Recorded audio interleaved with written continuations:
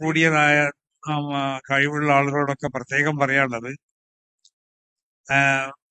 നിങ്ങളുടെ മുതലിന്റെ സക്കാത്തുകൾ നിങ്ങൾ അത് കൊടുക്കുമ്പോൾ ശ്രദ്ധിക്കേണ്ട ചില കാര്യങ്ങൾ.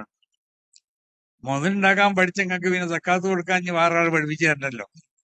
അത് പിന്നെ ആരെങ്കിലും വന്ന് ഞങ്ങൾ വല്ല കമ്മിറ്റിയോ മറ്റോ വന്നിക്കാണ്ട് തന്നാളി എന്ന് പറഞ്ഞ് അതിന് അർഹതപ്പെടാത്ത സ്ഥലത്ത് കൊണ്ടുപോയി അതിനെ ഉപയോഗിക്കപ്പെടുന്ന ഒരവസ്ഥ ഒരിക്കലും ഉണ്ടാവാൻ പാടുള്ളതല്ല. അർഹതപ്പെടാത്തടത്ത് കൊണ്ടുപോയിട്ട്. അപ്പൊ പ്രത്യേകമായി ശ്രദ്ധിക്കേണ്ട ഒന്ന് എന്താന്ന് ചോദിച്ചാല്, അത് അതിന് നൽകപ്പെടേണ്ടവർക്ക് നൽകപ്പെടണം. ഓരോ മുതലാളിമാരും അവരെ മുതലിന്റെ സക്കാത്തുകള് അവരെ നാട്ടിൽ തന്നെ അതിന് അർഹതയുള്ളവരുണ്ടാവും. അവർക്ക് ഇങ്ങനെ 100-50 കൊടുത്ത് ഒഴിവാക്കണ്ടല്ലോ. ഒരു മനുഷ്യരെ സംബന്ധിച്ചിടത്തോളം വലിയ സംഖ്യ ഉണ്ടെങ്കിലോ കൊടുക്കാൻ പറ്റുമെങ്കിൽ കൊടുത്താൽ, എന്നിട്ട് അവര് അതുകൊണ്ടിട്ട് അവരെ പിന്നെ ദരിദ്രത്തിൽ നിന്ന് അവര് മോചിതരാവട്ടെ. ഇനിയിപ്പോ എന്താ കുഴപ്പം? അപ്പൊ അതുകൊണ്ടിട്ട് ഞാനിപ്പോ അതിന്റെ വിശദമായ മസാലയിലേക്ക് കടക്കുകയല്ല. പല സ്ഥലത്തും ഇന്നിപ്പോ നടന്നു പോരുന്നത് അങ്ങനെയാണ്. അപ്പൊ സക്കാത്ത് നിങ്ങള് നൽകപ്പെടുമ്പോൾ അതിന്റെ അർഹത മനസ്സിലാക്കി കൊണ്ടിട്ട് ഓരോ രാജ്യത്തുള്ളവരും ആ രാജ്യത്തുള്ള അതിന്റെ അർഹർക്ക് അവർക്ക് പരമാവധി എത്രമാത്രം കൊടുക്കാൻ പറ്റുമോ അത്രമാത്രം കൊടുക്കുക. ഇങ്ങനെ ഇപ്പൊ സക്കാത്ത് കൊടുക്കാന്ന് പറഞ്ഞാൽ നാട്ടിലേക്കൊക്കെ കൊടുക്കുമ്പോൾ 500 റുപ്യയായി.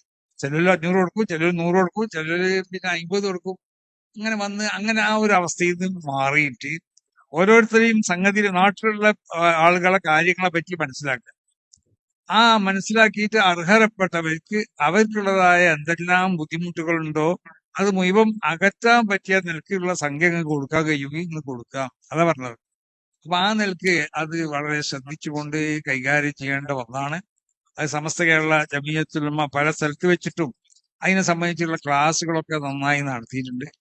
ഇനിയോ നടത്തുക. അതിലൊക്കെ പങ്കെടുത്തു കൊണ്ടിട്ട് അതിന്റെ കാര്യങ്ങൾ കഴിവുള്ള ആളുകളൊക്കെ മനസ്സിലാക്കണം. നിങ്ങൾ മുതലുണ്ടാക്കാൻ പഠിച്ചവർക്ക് അത് സക്കാത്ത് എങ്ങനെ കൊടുക്കേണ്ടത് എന്നുള്ളത് നിങ്ങൾക്ക് അറിഞ്ഞൂടെ. അത് കൊടുക്കേണ്ടടുത്തൊക്കെ നിങ്ങൾ ആ മട്ടത്തിൽ നിങ്ങൾ കൊടുക്കണം.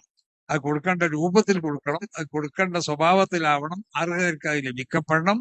അത് കൊടുക്കേണ്ട ബൗണ്ടറി ഉണ്ട്, അവിടെ നിങ്ങൾ കൊടുക്കേണ്ടത്. അല്ലാതെ എവിടെയും കൊണ്ടുപോയി കൊടുക്കുകയല്ല വേണ്ടത്. അപ്പൊ അതൊക്കെ അവിടെ ഇല്ലെങ്കിൽ പിന്നെ വേറെ ഇനി വകുപ്പുകളുണ്ട്. നിങ്ങളുടെ നാട്ടിൽ അങ്ങനത്തെ ആളുകളൊന്നും ഇല്ലാതെ നിൽക്കുക. എന്നാൽ പിന്നെ എന്ത് ചെയ്യാണ്ട് അതിനൊക്കെ മാർഗങ്ങളുണ്ട്. അപ്പൊ ആ നിലക്ക് ആ വിഷയങ്ങളൊക്കെ ശരിക്കും മനസ്സിലാക്കി അത് ആ നിലക്ക് കൈകാര്യം ചെയ്യാൻ വേണ്ടി ഓരോരുത്തരും ശ്രമിക്കണം എന്നും ഇവിടെ ഉള്ളതായ കഴിവുള്ള എല്ലാവരോടും പ്രത്യേകമായി ഉണർത്തിക്കൊണ്ടിട്ട് അള്ളാഹു സുബ്ഹാനഹു വ തആല ഈ സദസ്സിനെ അള്ളാഹു കബൂൽ ചെയ്യട്ടെ.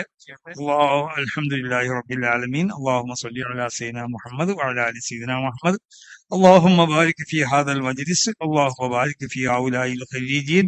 اللهم بارك في دعوتهم. اللهم بارك في علمهم. اللهم بارك في جميع خدمتهم.